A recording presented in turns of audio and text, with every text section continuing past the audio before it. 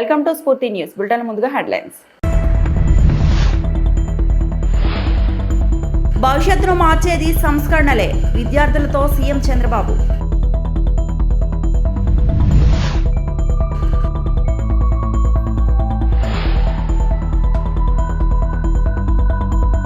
AP high court న్యాయమూర్తిగా ప్రమాణం చేసిన జస్టిస్ దోనాడి రమేష్.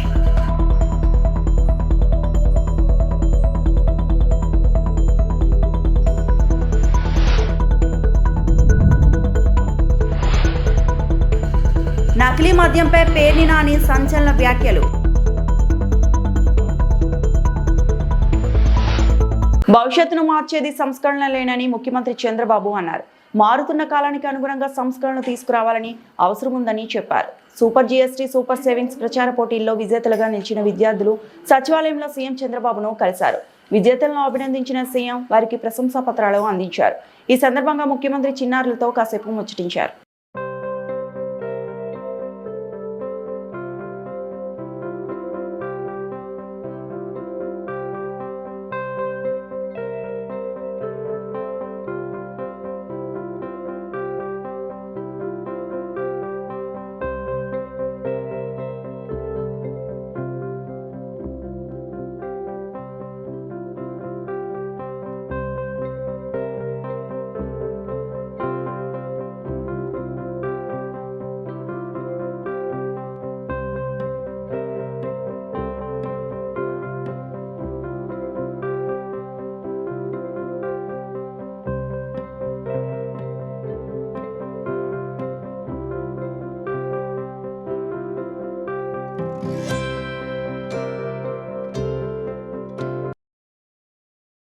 ఏపీ హైకోర్టు న్యాయమూర్తిగా జస్టిస్ దోనాడి రమేష్ ప్రమాణం స్వీకారం చేశారు. ఆయనతో హైకోర్టు ప్రధాన న్యాయమూర్తి జస్టిస్ ధీరజ్ సింగ్ ఠాకూర్ ప్రమాణం చేయించారు.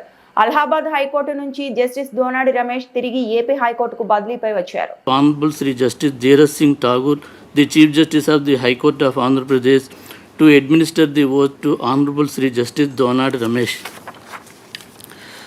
With the permission of my Lord, the Honorable the Chief Justice, I now read out the government order. Under Article 219 of the Constitution of India, the Governor of Andhra Pradesh hereby appoints Honorable Sri Justice Dheeraj Singh Thakur, the Chief Justice, High Court of Andhra Pradesh, as the person before whom Honorable Sri Justice Donadi Ramesh, who has been transferred as Judge of Andhra Pradesh High Court, shall make and subscribe an oath of affirmation according to the form set out for the purpose in the third schedule to the Constitution of India before he enters upon his office. May I now request my Lord, the Honorable the Chief Justice, to administer the oath.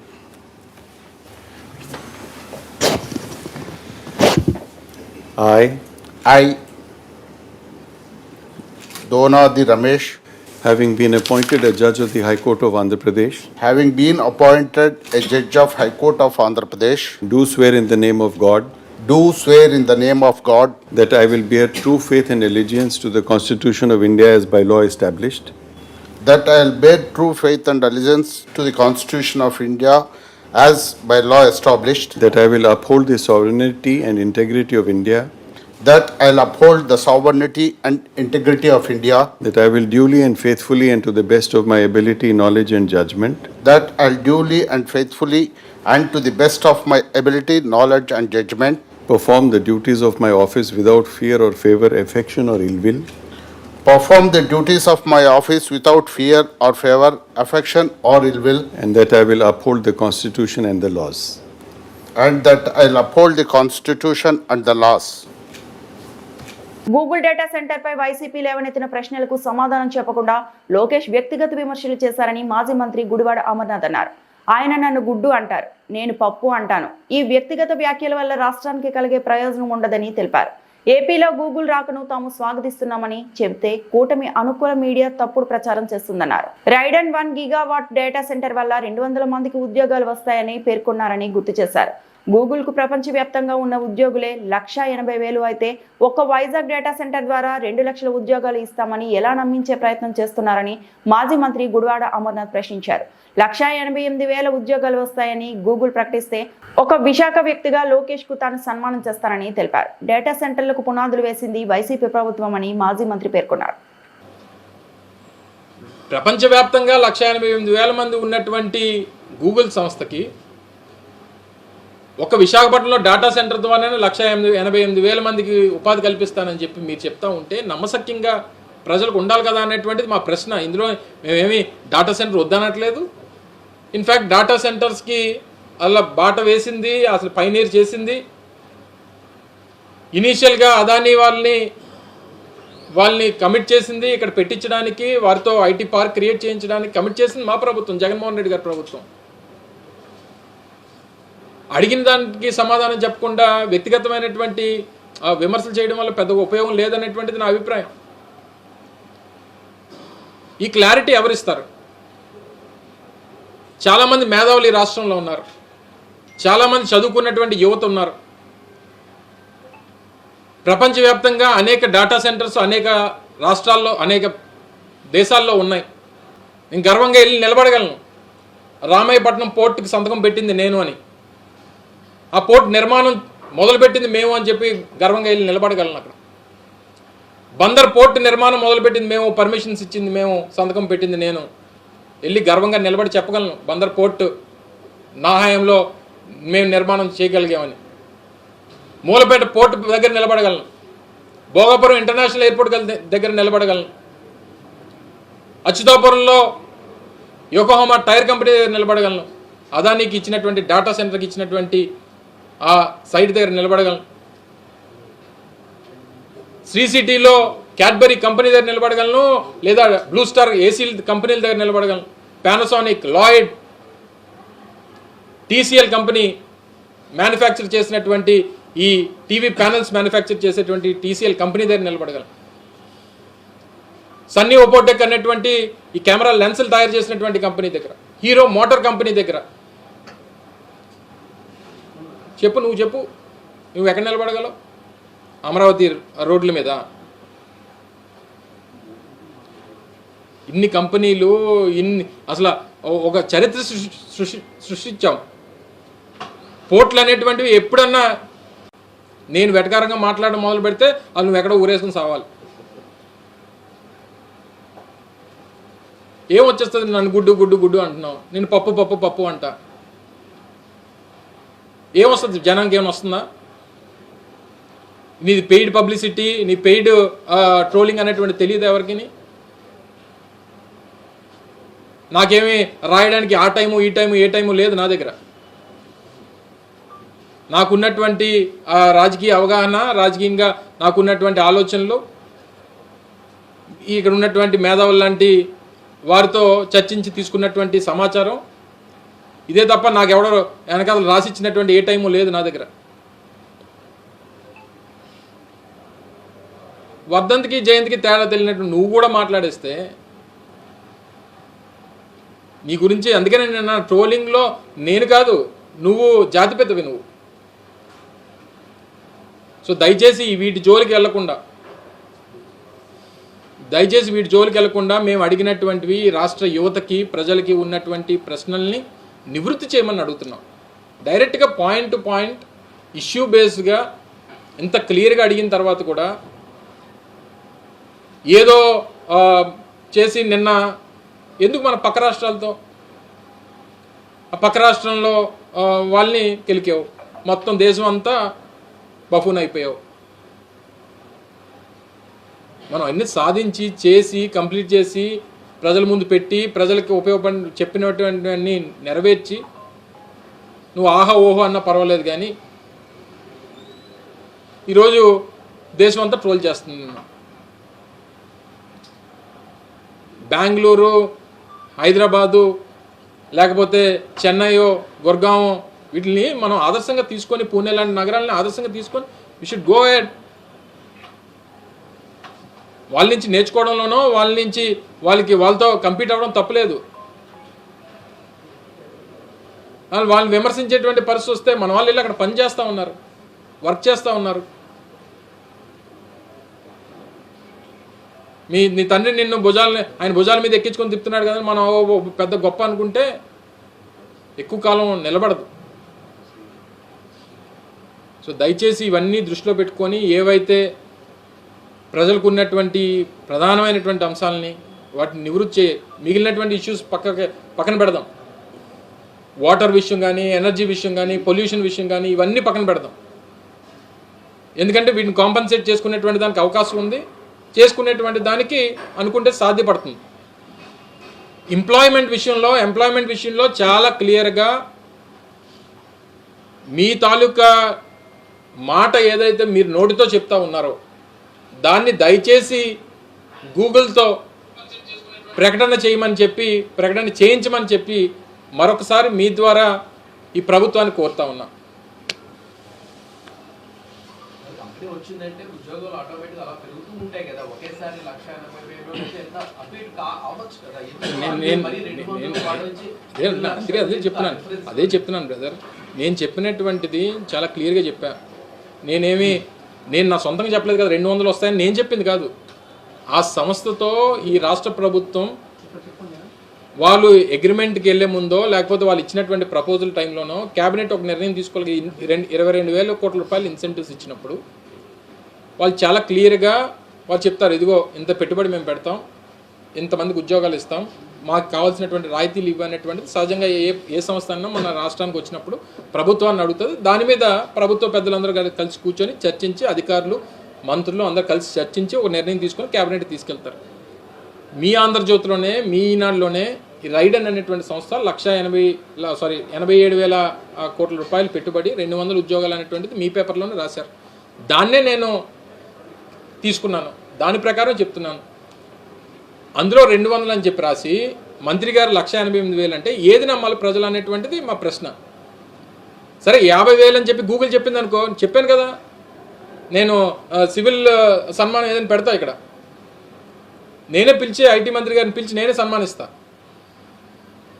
మా party నాయకులు కానీ లేకపోతే పెద్దలు కానీ ఎవరు వాళ్ళని ఒప్పించుకోనో లేకపోతే నేను ప్రాంతవాసిగా ఇంత పెద్ద సంస్థ వచ్చినప్పుడు, ఇన్ని వేల మందికి ఉద్యోగాలు వచ్చినప్పుడు మా బాధ్యత అని చెప్పి మేము పెడతాం.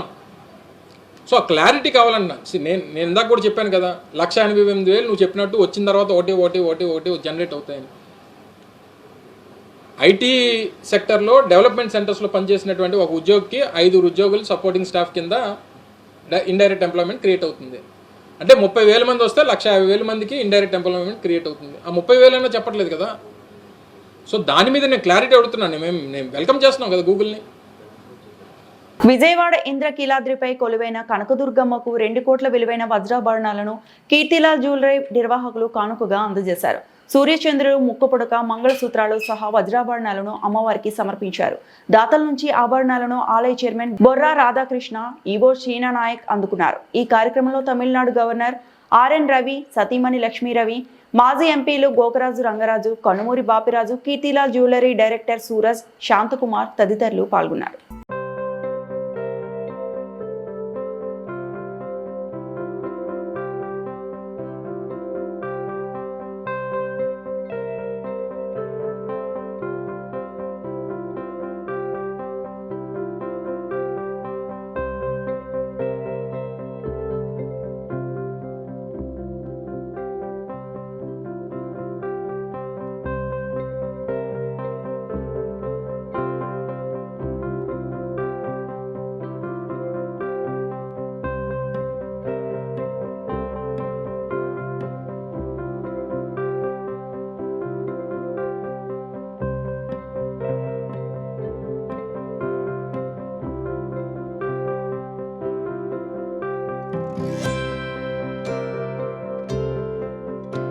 ఏపీలో మద్య అమ్మకాల్లో క్యూఆర్ కోడ్ తామే ప్రవేశపెట్టామన్నట్లుగా సీఎం చంద్రబాబు మాట్లాడుతున్నారని మాజీ మంత్రి పేర్ని నాని అన్నారు.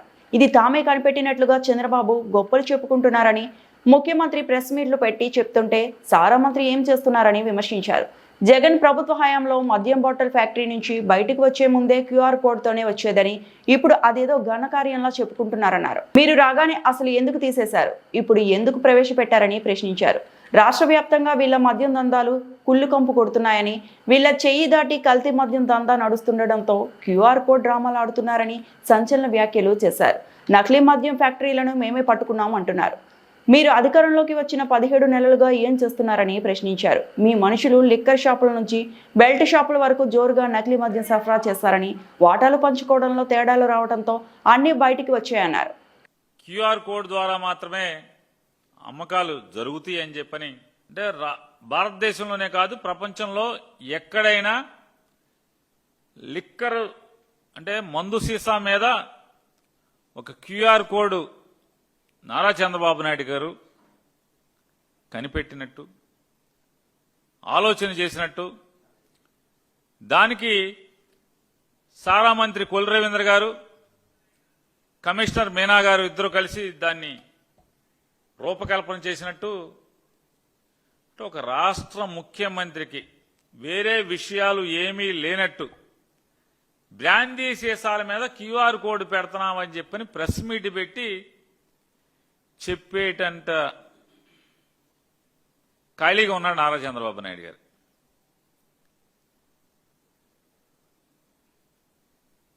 మరి మంత్రి గారు ఏం చేస్తాడో మనకు అర్థం కాదు, రాష్ట్ర ప్రజలందరికీ కూడా. మరి సారా మంత్రి గారు ఏం చేస్తాడు? ముఖ్యమంత్రి ప్రెస్ మీట్లు పెడితే క్యూఆర్ కోడ్ గురించి ఆర్భాటంగా 99 రూపాయలకే సారా బ్రాందీ అని చెప్పి మీరు ఆర్భాటం చేశారు కదా. నాణ్యమైన మందు, సరసమైన మందు అని చెప్పి చెప్పారు కదా. ఇవాళ ఆ 99 రూపాయల మందు నెల 2 నెలలకి ఎందుకు అటకెక్కిచ్చారు?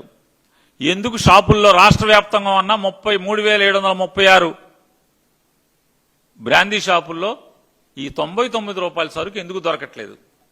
ఎందుకు దొరకట్లేదు చెప్పండి. ఎందుకు దొరకట్లా?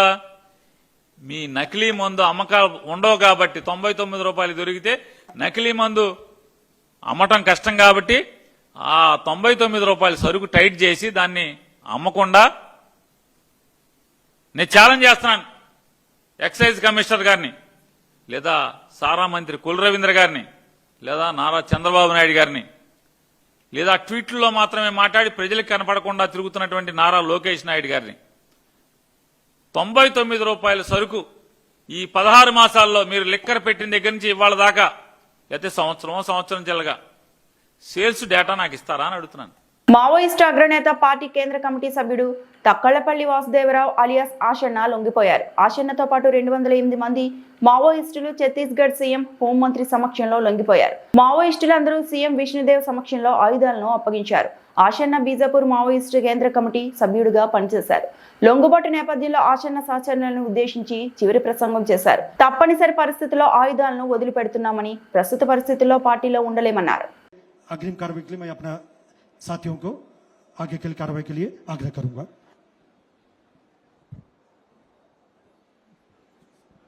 मेरे अनुरोध है मंचस्थ सभी हमारा अधिकारी से सामने आकर जो आर्म्स ले डाउन वाला जो प्रक्रिया है उसका प्रारंभ करने के लिए सादर अनुरोध. कार्यक्रम की रूपरेखा के साथ पुलिस महानिरीक्षक बस्तर रेंज आदरणीय श्री सुंदरराज पी सर, और अब आप देख पा रहे हैं दंडकारण्य क्षेत्र के माओवादी कैडरों का हिंसा त्याग कर मुख्य धारा में लौटने का जो ऐतिहासिक निर्णय उन्होंने लिया है. आज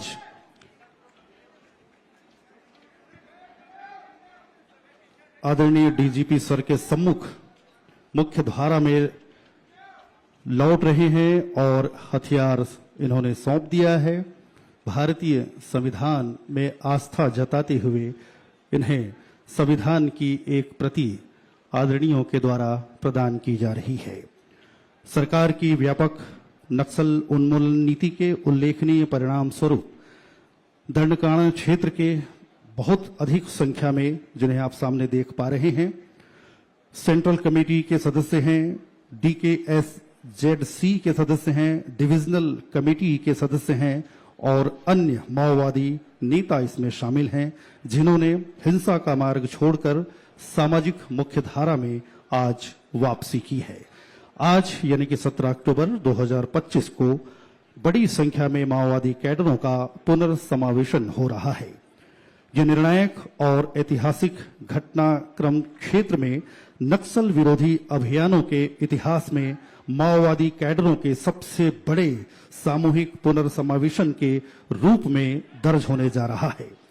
वामपंथी उग्रवाद प्रभावित क्षेत्रों में शांति, विकास और विश्वास परिवर्तन की नींव बने हैं.